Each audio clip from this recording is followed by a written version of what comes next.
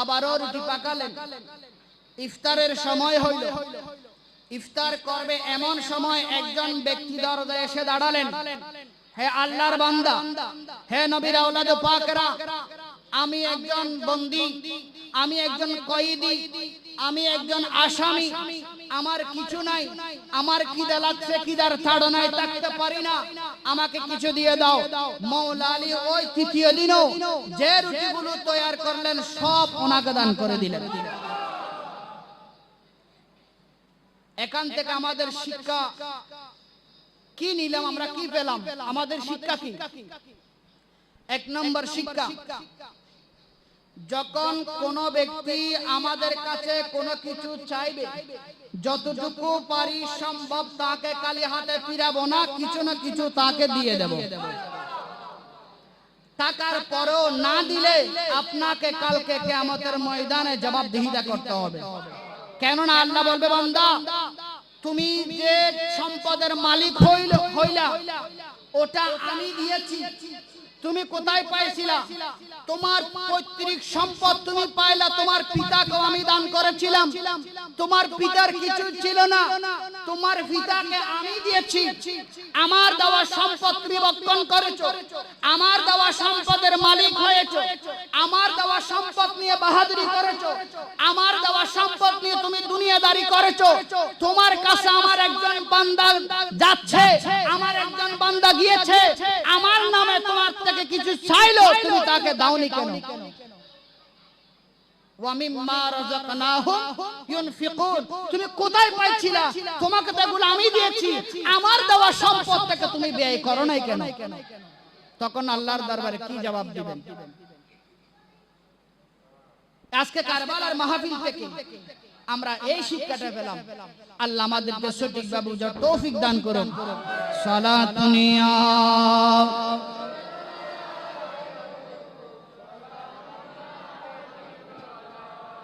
সালাতুনিয়া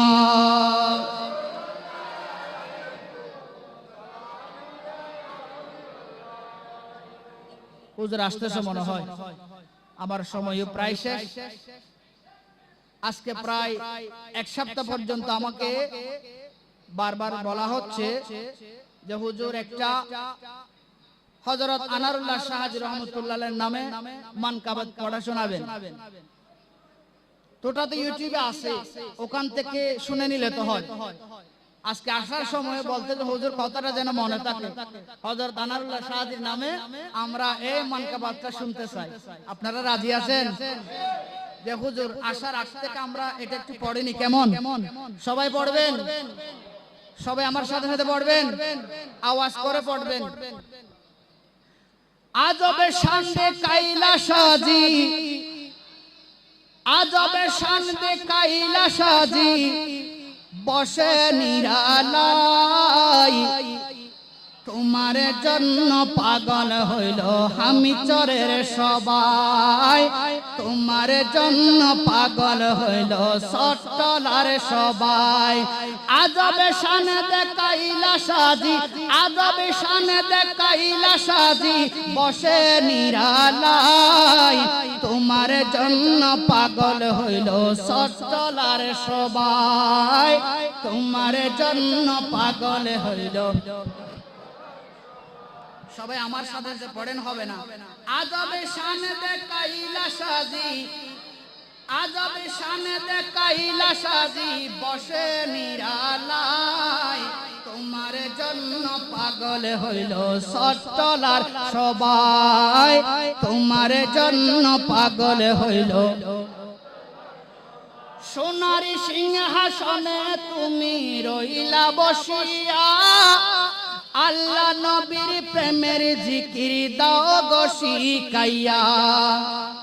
সোনার সিংহাসনে তুমি রইলা বসিয়া, আল্লাহ নবীর প্রেমের জিকির দাও গো শিখাইয়া।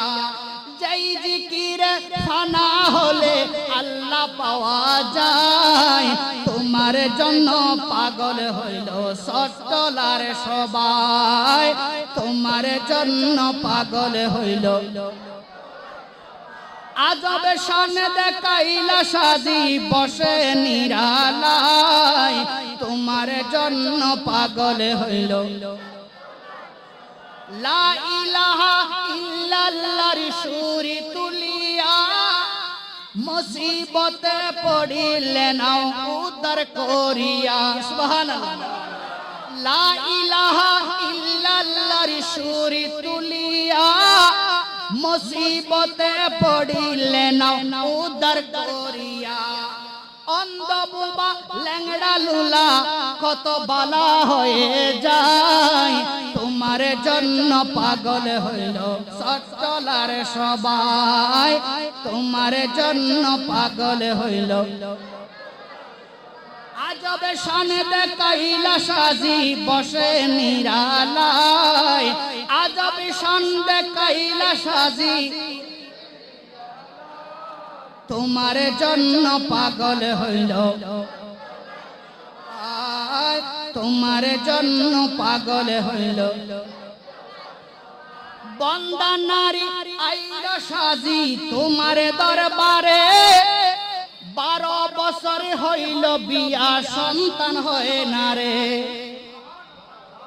এরকম অনেক অনেক ঘটনা আমি আসার পর থেকে অনেক ঘটনা দেখলাম শুনলাম অনেকের বিয়ে হয়েছে কিন্তু সন্তান হয় নাই আনারুল্লাহ শাহ রহমতুল্লাহর উসিরায় আল্লাহ সন্তান দান করেছেন এখানে আমি হযরত আনারুল্লাহ শাহ রহমতুল্লাহ এক কারামতকে লিখেছি কলিয়া কারে বন্দা নারী বলতে যাদের সন্তান হয় না তাদেরকে বোঝায় বন্দা নারী আইলো সাজি তোমার দরবারে 12 বছর হইল বিয়া সন্তান হয় না রে আল্লাহ তাআলা সন্তান দিল তোমার উসিলায় আল্লাহ তাআলা সন্তান দিল তোমার উসিলায় তোমার জন্য পাগল হইল ভাই তোমার জন্য পাগল হইল আজব শান দেখাইলা সাজি বসে নিরালায় আজব শান দেখাইলা সাজি তোমার জন্য পাগল হইল সবাই তোমার জন্য পাগল হইল আমি চোরের সবাই তোমার জন্য পাগল হইল আল্লাহ তাআলা দিয়েছে তোমায় কত নিয়ামত তোমার পাগল হয়ে যায় দেখলি কারামত ঠিক কি না আল্লাহ তাআলা দিয়েছে তোমায় কত নিয়ামত তোমার পাগল হয়ে যায় দেখলি কারামত তোমার কাছে আইলাম আমি একটু দয়া চাই তোমার কাছে আইলাম আমি একটু দয়া চাই তোমার জন্য পাগল হইল সটলার সবাই তোমার জন্য পাগল হইল আমি চোরের সবাই তোমার জন্য পাগল হলাম আমরা সবাই আজব শান দেখাইলা সাজি বসে নিরালায় তোমার জন্য পাগল হইল তোমার জন্য পাগল হইল সটলার সবাই খুশি হইলেন আবদার করলেন আবদার পুরো করে দিলাম আল্লাহ কবুল করুন আল্লাহ আমাদেরকে বুঝার তৌফিক দান করুন হযরত আনারুল্লাহ শাহ রহমাতুল্লাহ আলাইহি রাসূল কবুল করুন প্রিয় হাজিরিন আমি এখন আমার মূল কথায় চলে যাই বলতেছিলাম মাওলা আলী নিজে না খেয়ে অপরকে দান করে দিলেন সবার মনে আছে নিজে না খেয়ে সারা দিন রোজা রেখে উপোস থাকার পরেও ইফতারের সময় যখন ভিক্ষুক আসলেন ওনাকে সাথে সাথে দান করে দিলেন যে মাওলা আলী যে ফাতেমা সারা দিন উপোস থাকার পরেও নিজে না খেয়ে এতিমকে মিসকিনকে কয়েদিকে সায়েলকে যে দান করে দিলেন তাদের সন্তান দুনিয়ালোভী হতে পারে না। কথা বলেন ঠিক কিনা?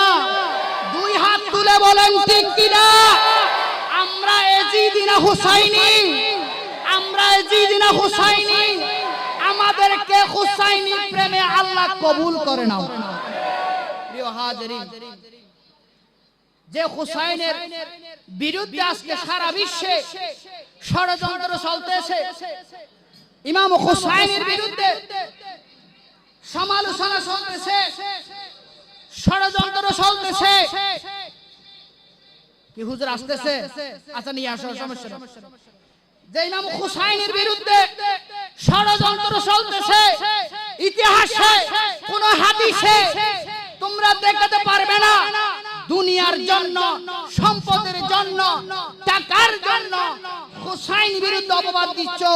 তোমাদের মনে রাখতে হবে, হুসাইনি প্রেম অন্তরে রাখার নামই হচ্ছে ঈমান। হুসাইনি প্রেম যতক্ষণ থাকবে না, তোমার ইন্তেকাল যদি খানে কাবায় হয়, তোমার ইন্তেকাল যদি মাকাম ইব্রাহিমে হয়, খানে কাবায় যদি তুমি নামাজ পড়ো, তোমার ইবাদত কবুল হবে না যতক্ষণ পর্যন্ত হুসাইনি প্রেম তোমার অন্তরে থাকবে না। কথা বলেন ঠিক কি না?